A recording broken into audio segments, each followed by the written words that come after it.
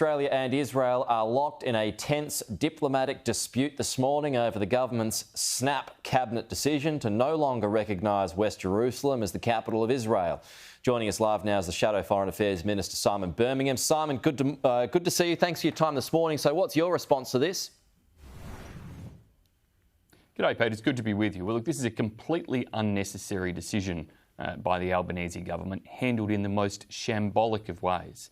If we look through what's occurred, at the last election, senior Labor figures, the Attorney-General as he is now and others, reassuring Australia's Jewish community there was no difference between the parties in relation to their support for Israel and their position on these sorts of matters. Then we had leaks coming out of the Department of Foreign Affairs and Trade earlier this week, suggesting that there was to be a change in relation to Australia's recognition of West Jerusalem as the Israeli capital. These were then emphatically denied by Minister Wong's office itself, stating very clearly that there was no change in the position. And yet then hours later, we have the Minister coming out and making an announcement that there has been a change in position. She did so on a holy day in the Jewish calendar, showing complete disrespect for the Israeli and Jewish communities in particular, with little to no consultation, it seems, and certainly none with the Israeli government themselves to give them forewarning that this decision was taking place, and did so seemingly with no explanation for why it was in Australia's national interest to make this decision, to do it particularly at a sensitive time, just 2 weeks from an Israeli election, and knowing that decisions like this by international governments will then play into what occurs within Israeli politics in an unnecessary way because of the timing of their decision. The embassy will remain in Tel Aviv, though, until the final status of Jerusalem is determined.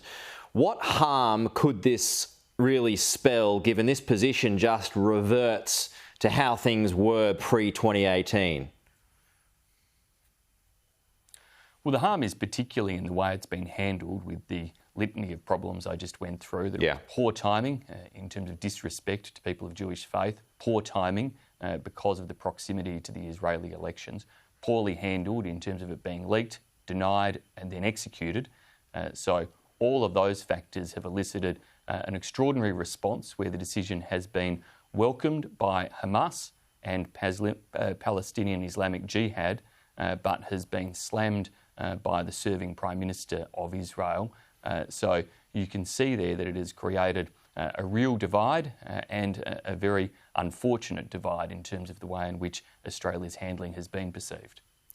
Was it a cynical decision originally, though, to win over Jewish voters in the Wentworth by-election?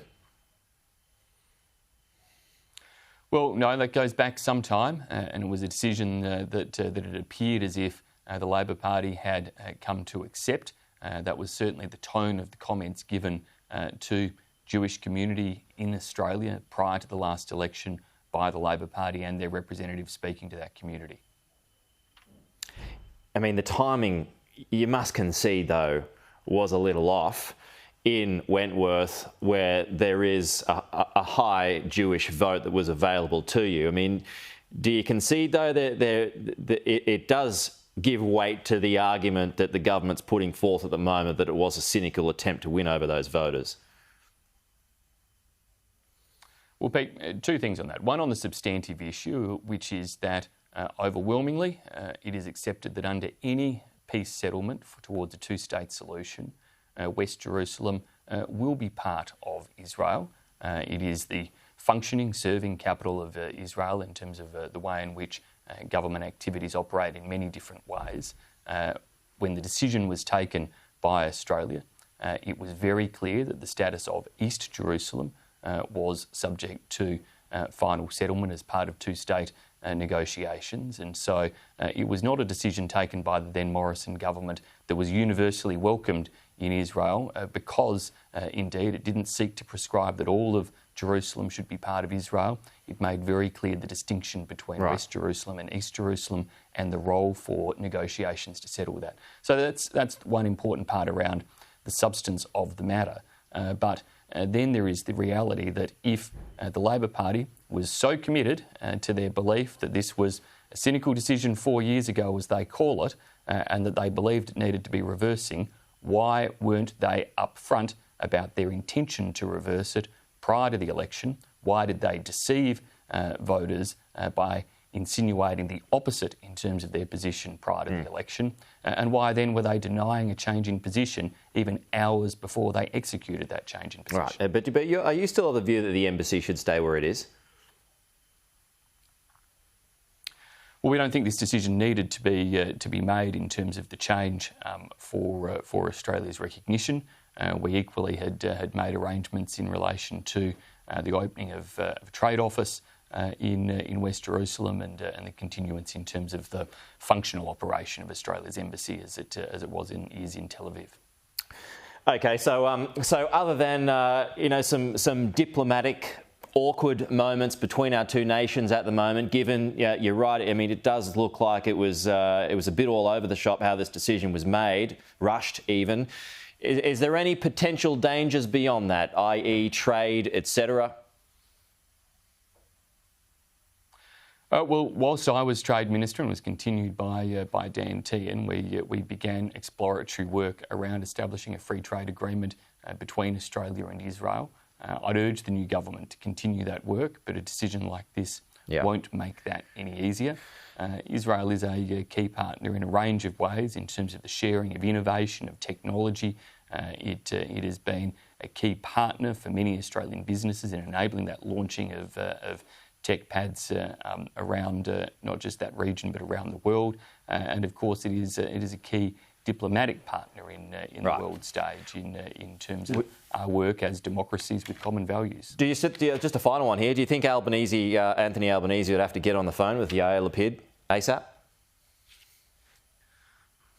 Well, he should. He should have got on the phone to him before this decision was made, consulted on the decision and advised and informed before it was being publicly announced. The test now is whether he'll get on the phone and apologise for the shambolic way in which it was handled. Right. So he should apologise? Absolutely. He should be apologising for failing to at least show the basic diplomatic courtesies of engagement prior to announcement. Okay, just a final one here too. The government is investigating claims this morning that the Chinese were paying off our pilots to basically train pilots for China at a huge expense for them at about $500,000. How troubled are you by this?